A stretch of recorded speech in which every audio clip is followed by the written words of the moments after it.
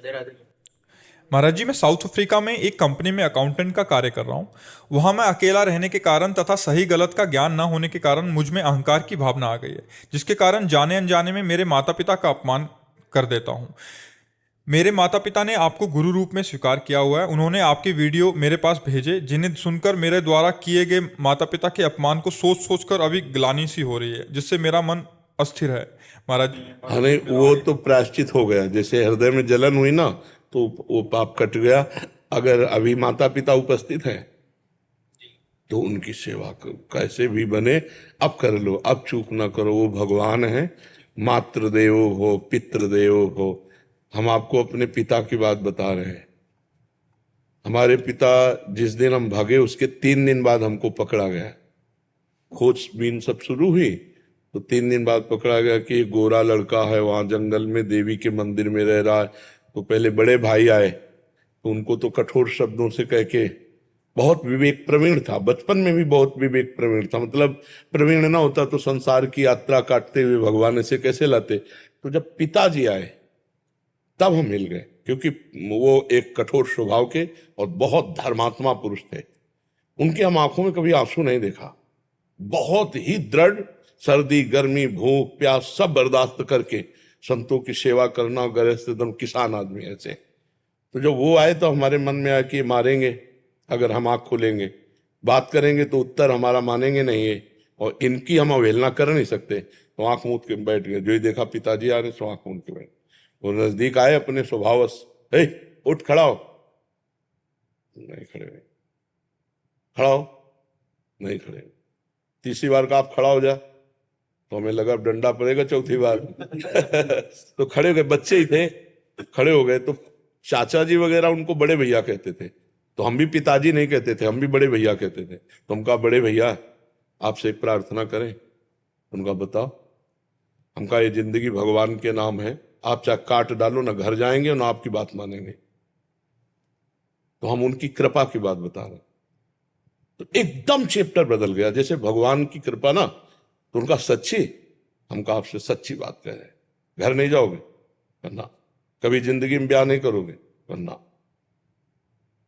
बोले खड़े हो जाओ। खड़े हो गए, ऐसे छाती से लगाया और कहा राम राम राम। 3 बार ऐसे छाती से कहा राम राम राम, ऐसे कहा और कहा जाओ, अगर ऊसर में भी बैठोगे तो फूलों की वर्षा होगी। जाओ, जिंदगी में कभी तुम्हारा कोई बाल बांका नहीं कर सकता। पर एक बात ध्यान रखना, अगर आप बाबा जी बनते हो तो हमारा आशीर्वाद हो, ऊसर में भी बैठोगे तो फूल बरसेंगे, और जिंदगी में कोई बाल बांका तुम्हारा नहीं कर सकता। और अगर कहीं किसी की बहन बेटी देखी तो फिर, तो हम कहा जिंदगी में आप इस बात को कभी नहीं सुनोगे। तो वो तो पधार गए, कई वर्ष हो गए उनको पधारे हुए, पर उनका आशीर्वाद, माता पिता का आशीर्वाद भगवान का आशीर्वाद होता है। हाँ, तो इसलिए अगर माता पिता से कभी कटु व्यवहार हो जाए तो हमें लगता है अगर वो जिंदा हैं तो अभी बहुत बढ़िया अवसर है उनकी सेवा करके, हम क्षमापन करके अपने मातृ पितृ ऋण से उऋण हो जाए। हमारा ऋण भी तो है, केवल रुपया कमाना खाना पीना नहीं। देखो उस अवस्था को सोचो जब आप सोच कर देते थे, लघु शंका कर देते थे, तब उनके, तुम्हें तो ज्ञान नहीं था, वो अपने वस्त्रों को भी पवित्र करते, आपको भी, और कभी आपको मारा नहीं पीटा नहीं जब आप अबोध अवस्था में थे। अब आप बोधवान हुए तो आप उनको कट वचन बोले, अगर उनकी सेवा ना करें। देखो बूढ़े माता पिता, ऐसी स्थिति आ जाती है कि उठना मुश्किल होता है, अपनी सेवा करना मुश्किल होता है। अच्छा, स्वभाव में चिड़चिड़ापन आ जाता है। आप लाख सेवा करोगे, दूसरा कोई आएगा तो आपकी वो निंदा करेंगे कि कुछ सेवा नहीं करता, फिर भी आपको बुरा नहीं मानना उनकी सेवा। अगर ऐसा कर ले गए तो मातृदेव हो पितृदेव हो, माता पिता का आशीर्वाद भगवान से मिला सकता है। भगवान से, माता पिता साक्षात भगवान ही है, सब में भगवान। माता पिता तो मातृ, शास्त्र कहता है, हमारा उपनिषद कहता है मातृदेव हो पितृदेव हो। तो आप माता पिता की आराधना करो। जो गलती हो गई है उसका तुम्हें ताप हुआ, इसलिए समापन हो गया है। और जहां तक हो सके अर्थ प्रधान बुद्धि ना रखो, धर्म प्रधान बुद्धि रखो। पहले धर्म है, फिर अर्थ है, फिर काम है, फिर मोक्ष है। तो अर्थ भी कमाओ।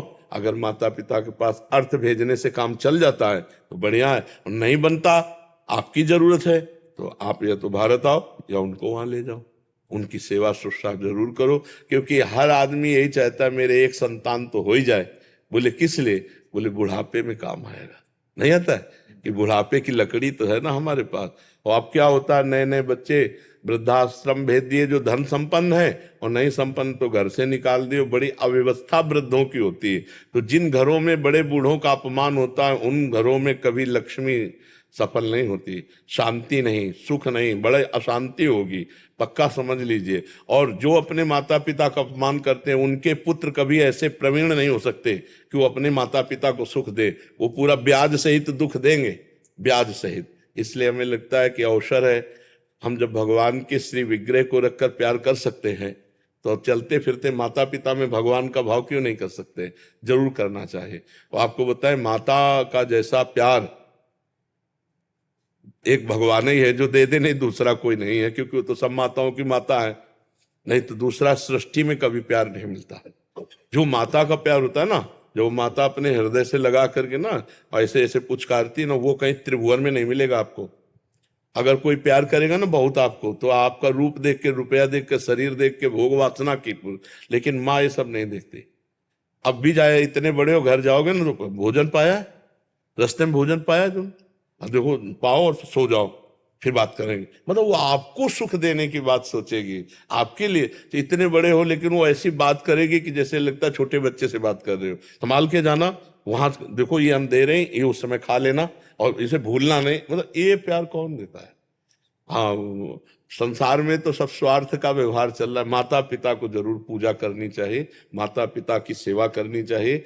हम तो कहते हैं और भगवान विराजमान करो मत करो, माता पिता की